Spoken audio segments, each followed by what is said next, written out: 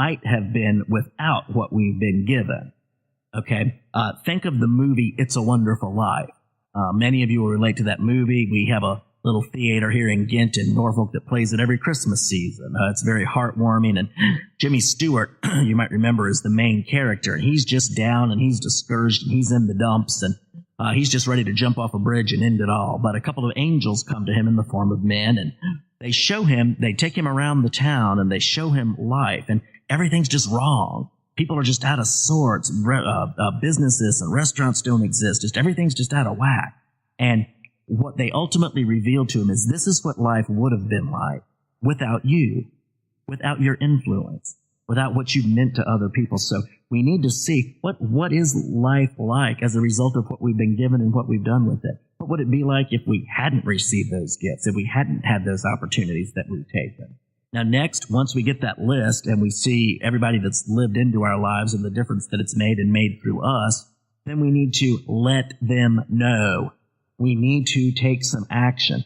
You see, studies show that inward gratitude changes us. We will benefit just by being grateful on the inside and having a list on the inside and having that attitude and that stance. But when we express that inner gratitude outwardly, it changes other people. And it changes relationships.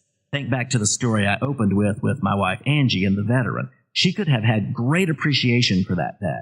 Even if she knew his story or say she read it somewhere, she could have known that and really appreciated him. And she would have been better for it on the inside.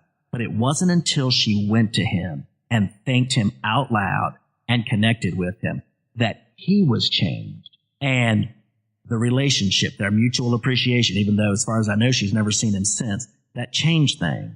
And then other times we do see people afterwards and relationships are built. Beautiful things come out of them. And lastly, on the process of gratitude is use each moment to its maximum benefit for self and others. In other words, see every single moment of life that you're given and the opportunities it contains to build up ourselves, to read something, take a class, to somehow develop ourselves, so that we can be of our maximum benefit, both to ourselves and the people around us. Every moment contains an opportunity, and using those opportunities to their maximum benefit, that spreads the gratitude around. That takes everything we've been given and makes it bigger and puts it back out in the world to build up other people. Okay, now I want to talk about the benefits of gratitude. There's a number of benefits of gratitude. Okay, the first one that I found is that gratitude frees us from toxic emotions. Gratitude frees us from toxic emotion. Fewer negative words were found to produce better mental health in a case study that I read about. Fewer negative words. Now, here's the interesting thing. It didn't matter how many positive words the people said. That didn't increase their mental health. It was how many fewer negative words they said. The ones with the least amount of negative words had the best mental health. So turning down that negative inner chatter and that outer chatter and developing a spirit of gratitude will free us from toxic emotions and improve our mental health. Like I mentioned before, even unshared gratitude changes us. Just having that attitude inwardly will change us, change our day, change the way we act towards those we encounter in that day. Number 3, gratitude effects increase over time. And this was interesting. I thought this was very interesting. People who started doing gratitude practices, they were better off 12 weeks out than they were 1 week out from beginning that practice.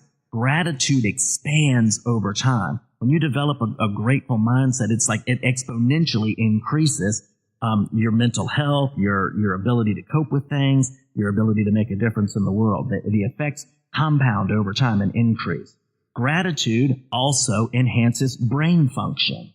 It enhances our brain function. In the studies, it showed that there was greater stimulation of the medial prefrontal cortex, which is the part of our brain that is related to learning and decision-making in grateful people. In other words, when we're grateful, our brains get stimulated and we are better able to learn and make good decisions. How do you think that's going to impact the success of our lives? That's going to take us off. Not only are we going to draw the right people to us, but we're going to learn quicker, learn better, and make better decisions as a result of just being grateful. Gratitude journaling was also found to increase our long-term well-being by over 10%. That is the same impact as doubling our income. Wow. That's an attention getter, huh? Wouldn't everybody listening here today, as well as myself, like to double our income? Yeah, absolutely we would.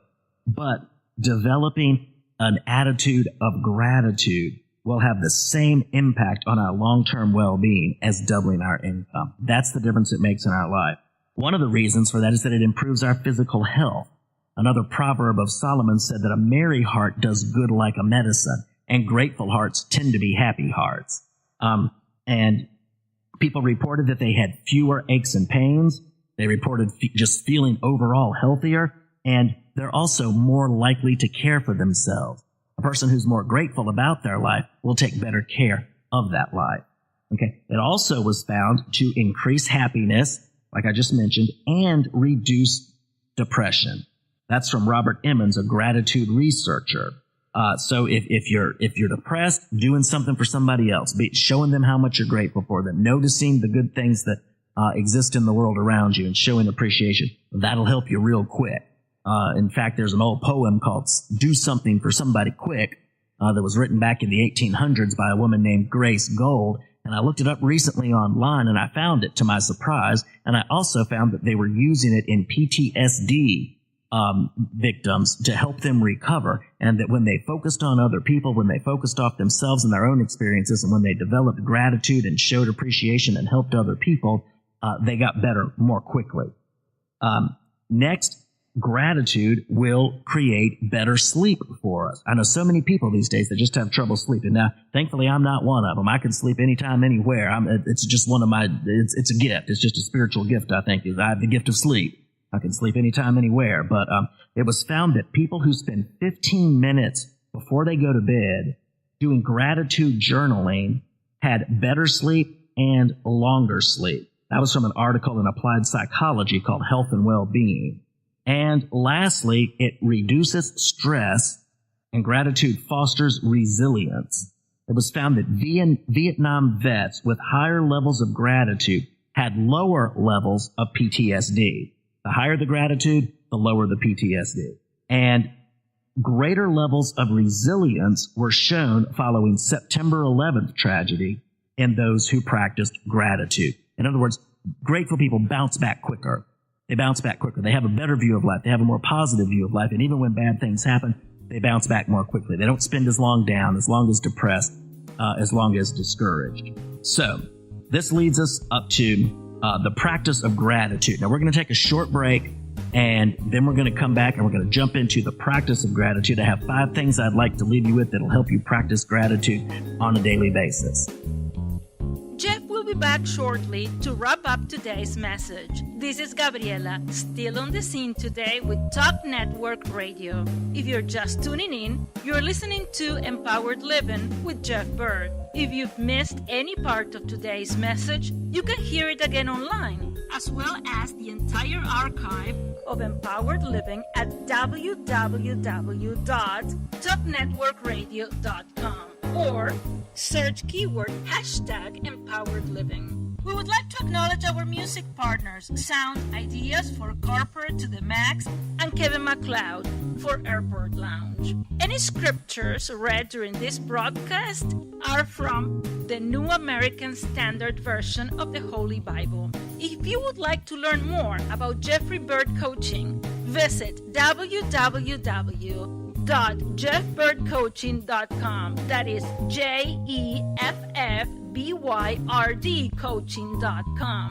Do a Facebook search for @CoachingRocks or drop Jeff a line at jeff@jeffbyrdcoaching.com. Again, JEFFBYRD coaching.com. Let Jeff's Coaching Rocks be the building blocks of your empowered success. Now, let's go back to Jeff for the rest of today's message. And welcome back. Again, this is Jeff Byrd with Jeffrey Byrd Coaching, and you're listening to Empowered Living. And We are wrapping up today's broadcast called Soaring with Gratitude. Now, the last thing we want to talk about, I want to give you 5 keys to practicing gratitude on a daily basis. And the first one is we have to stop. We'll never get a grateful mindset if we don't stop. We have to stop the busyness in order to have time to think on all that we have to be grateful for. We're just running, the hamster in the hamster wheel. We're never going to have the time that we need to look around us and notice all the things and the people we have to be grateful for. Number 2, we need to reflect. We all have to have time to reflect. It's been said we have to come apart or we will come apart. So we all need that time to reflect, to take time to think through the past day, the past week, month, or maybe the year, and to dwell on all who have contributed to your life and the difference that it made. Just taking some time at the end of the day. It can be 5, 10, 15 minutes. Maybe some of you can do a half hour or more. Taking some time at the end of each day, at the end of a week, at the end of a month or a quarter or a year. Just taking some dedicated time to just be still, to stop the activity and to reflect on all that's happened and to think through all the different people who contributed to all the good that you have in your life right now. The third is to list those people. Keep a list in a journal, on a phone, on an app somewhere of all those who have made a difference in your life and all that you appreciate in the world around you. Listing these things is essential. I have a friend. She's an older woman now, but she told me the story of when she was a young woman. She tended to have a pretty critical spirit. And an older friend of hers, I believe she was a nurse, she came to her and she said, I want you every night before you go to bed to kneel down next to your bed and list 5 things that you're grateful for before you go to bed. I believe she was in her 20s when she was given that advice, and she took it. She respected the woman who gave it to her. And she started that practice in her 20s, and now in her upper 70s, she's still doing that every day. And she said that it changed her life, making a list, even 5 things. You can easily come up with 5 things. But it gets our minds on all the good things that are coming in from the world around us and the people around us, and it gets us focused off the negative. The fourth thing is to share. Don't just make that list internally. When it's appropriate, do everything you can to share with the people who have made the difference. Let them know how much you appreciate what they've contributed to you and the difference that it's made. Again, inner gratitude will change us, but external gratitude, gratitude shared, changes others and strengthens those relationships and makes the world a happier place to be. And number 5 is to become. Become all you can in each moment so others can be grateful for you. The more we use each moment to develop ourselves and so that we can be good for others, the more we give them to be grateful for. And it just keeps going back and forth and around. And the gratitude just builds and builds. As we develop, we give. People are grateful for us. We're grateful for them. And it just goes back and forth. And you know, if everyone in the world took the time to do this and looked at others with gratitude, there would be no one on earth who didn't feel appreciated. No one on earth who didn't feel appreciated. Now, wouldn't that be a nice world to live in? But the good news is that each of us can have the opportunity to do that every day because we have those moments and those opportunities. So again, the 5 practices are to stop, to reflect, to list, to share, and to become. Thank you so much for tuning in today. It has been a pleasure to think on these things with you and to share them with you. And I hope that as we proceed through the holidays, through this month of Thanksgiving, and then on into Christmas and the New Year, that this sense of gratitude will be something that you can join me in practicing on a daily basis. There's all kinds of gratitude journals and ways to do this. My wife and I just got a gratitude journal that we just started using together this morning. Just ordered it on Amazon. So we're starting our days that way and finishing up the days that way. And I hope that you'll join me in this and that together we can have a gratitude transformation in the world around us. Thanks so much again. This is Jeff Byrd with Jeffrey Byrd Coaching, and this is Empowered Living.